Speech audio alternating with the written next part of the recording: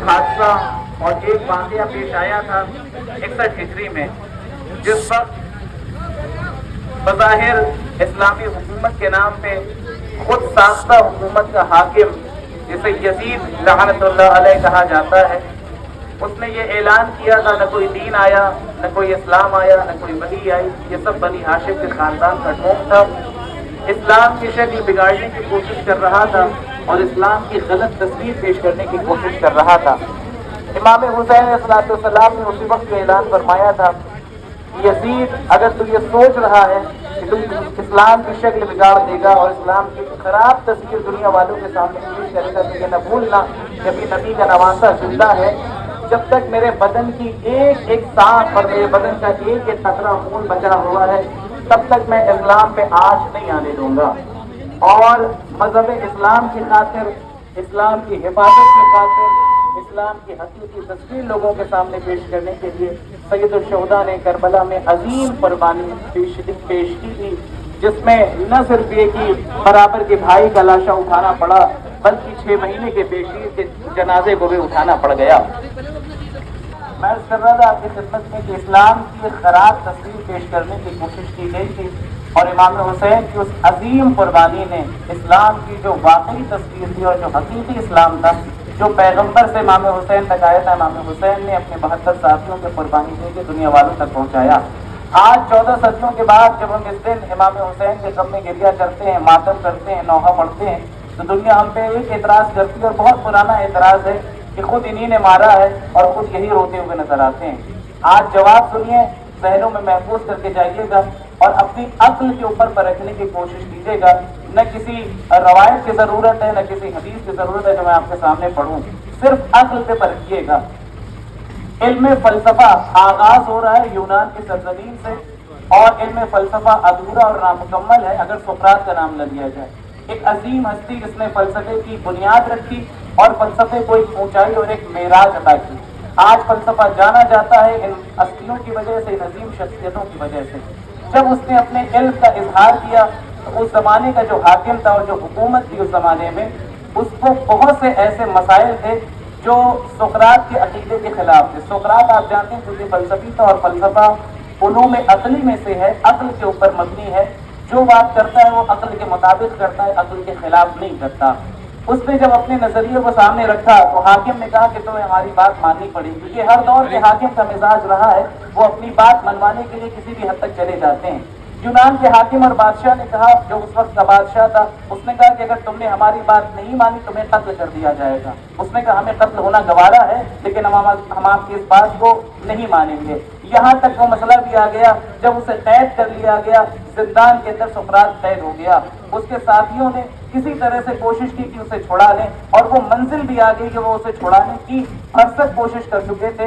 اور وہ رات جس رات میں سقراط کو قید خانے سے نجات ملنی تھی، جب اس کے ساتھی اور اس کے شاگرد آئے اور آ کے کہتے ہیں کہ ہم نے آپ کے نکلنے کا انتظام کر لیا ہے، آپ کی جان بھی بچ جائے گی، آپ کی زندگی بھی بچ جائے گی، آپ قید خانے سے رہا بھی ہو جائیں گے، تو جو سقراط نے جواب دیا تھا اسے ذہنوں میں محفوظ رکھیے گا، پھر اپنے مولا اور آقا امام حسین کے جملے کو سنیے گا۔ سقراط نے کہا میں یہاں سے نہیں جا سکتا، میں اسی زندان میں رہوں گا، قید خانے میں رہوں گا، چاہے میری جان ہی چلی جائے۔ لوگوں نے کہا آپ مر جائیں گے، آپ یہاں سے چلے جائیں گے تو بچ جائیں گے۔ اس نے کہا اگر میں چلا گیا سقراط بچ جائے گا، اگر میں چلا گیا مقصد سقراط ختم ہو جائے گا، سقراط تو بچ جائے گا، لیکن اگر میں زندان میں رہ گیا اور قید خانے میں رہ گیا، میں مر جاؤں گا، میرا مقصد زندہ رہ جائے گا۔ اب اگر دنیا پوچھتی ہے حسین مدینے میں کیوں نہیں رہ گئے، کیوں کربلا آ گئے، اگر حسین مدینے میں رہ جاتے حسین تو بچ جاتے، حسین کے نانا کا دین پامال ہو جاتا، حسین کے نانا کا دین ختم ہو جاتا، اس لیے حسین نے مدینے سے کربلا کا سفر کیا۔ آئیے اس جواب کے اوپر کیوں ہم روتے ہیں، کیوں ہم ماتم کرتے ہیں 14 صدیوں کے بعد، کیوں اپنا سینہ پیٹتے ہیں، جواب سنیے۔ سقراط جب اس دنیا سے چلا گیا، زمانہ گزر گیا، ابھی چند 100 سال پہلے کی بات ہے، وہ وقت بھی آیا جب یونانیوں میں ایک بحث چھڑی کہ سقراط حق پہ تھا یا بادشاہ وقت حق پہ تھا۔ दो गिरोह खड़े हो गए।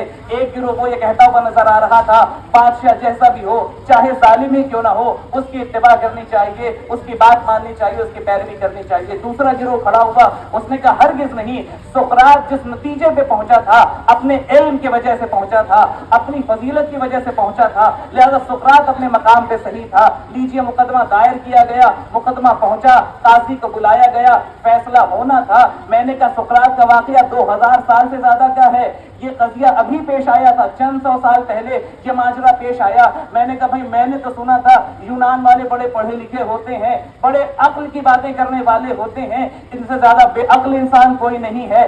जो वाकया 2000 साल पहले गुजरा था, अब उसको दोहराने की क्या जरूरत, उसे दोहराने का सबब क्या है? दुनिया ने मुझे जवाब दिया, आपको खबर नहीं है, यूनान वालों ने 2000 साल के बाद इस केस को, इस मुकदमे को दायर करके ये बताने की कोशिश की है, हम यूनान वाले दो तरह के हैं, एक वो यूनानी हैं जो बादशाह वाले हैं, एक वो यूनानी हैं जो सुकरात वाले हैं। हम 2000 साल के बाद ये ऐलान कर रहे हैं, हम सुकरात वाले यूनानी हैं, बादशाह वाले यूनानी नहीं हैं। 14 सदियों के बाद ये अज़ादारा ने मजलूम करबला, ये स्याह लिबास में आए हुए तमाम मातमदारा ने हुसैन शहीद करबला ये ऐलान करना चाहते हैं, करबला में नमाज पढ़ने वाले यजीद के लश्कर में भी थे, करबला में नमाज पढ़ने वाले हुसैन के लश्कर में थे, उधर भी मुसलमान इधर भी मुसलमान, उधर भी कलमा पढ़ने वाले इधर भी कलमा पढ़ने वाले।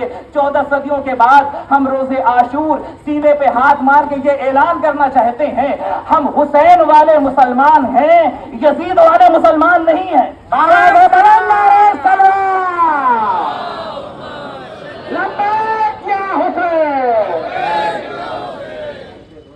हम हुसैन वाले मुसलमान हैं, यजीद वाले मुसलमान नहीं हैं। ए मेरे भाइयों, दूर दूर से आए हुए वो तमाम भाई जो आज पैगाम सुनना चाहते हैं, आइए पैगाम सुनिए। अगर हुसैन, अगर इस्लाम की सच्ची तस्वीर देखना है, करबला के मैदान में आइए। खून बहाने वाला मुसलमान होता है, खून बहाने वाला मुसलमान नहीं होता। नाम से धोखा न खाइएगा, लिबास से धोखा न खाइएगा, खुद तो मुसलमान कहने से कोई मुसलमान नहीं हो जाता। देख लीजिए, खून बहाने का जज्बा रखता है या खुद खून दूसरों का बहाने का जज्बा रखता है। हम वो हैं जो अपने जिस्म को लहूलुहान करते हैं, खुद खून बहा के बताते हैं। हम खून बहाने वाले हैं, अपना खून बहाने वाले, बेगुनाह लोगों का खून बहाने वाले नहीं हैं, बेगुनाह और बेकसूर लोगों का खून बहाने वाले नहीं हैं। परवरदिगार आलम तमाम मवालियान हैदर कर्रार को, तमाम आज़ादारान सैयद शुहदा को सलामत रखे।